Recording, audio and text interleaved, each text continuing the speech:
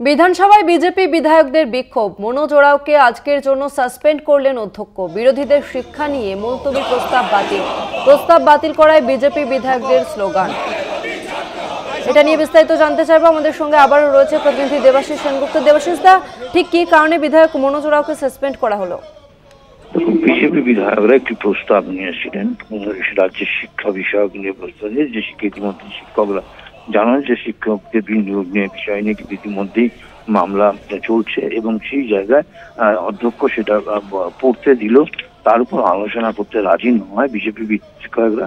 সেখানে slogan shouting করতে থাকেন এবং সেই স্লোগান শাউটিং এমন পর্যায়ে যায় যখন কিন্তু কাজ চলছে, মুখ্যমন্ত্রী বলছিলেন সেই সময়, এবং সেই জায়গায় দাঁড়িয়ে থেকে প্রথমে বেশ কিছু চিফ হুইপ রয়েছেন বিরোধী দলে, তাকে বারবার করে অনুরোধ করেন এবং তার পরবর্তীকালেও যখন দেখা যাচ্ছে চিফ হুইপ তিনি তার পরিষদের দলের সদস্যদের যখন থামাতে পারছেন না, তখন কিন্তু মাননীয় অধ্যক্ষ মনোজ ওরাও বিজেপি বিধায়ক যিনি স্লোগান শাউটিং করছিলেন এবং বেশ কিছু ক্ষেত্রে ওয়ালের কাছাকাছি নেমে এসেছিলেন, তাকে আজকের দিনে বাকি সময়ের জন্য সাসপেন্ড করেন।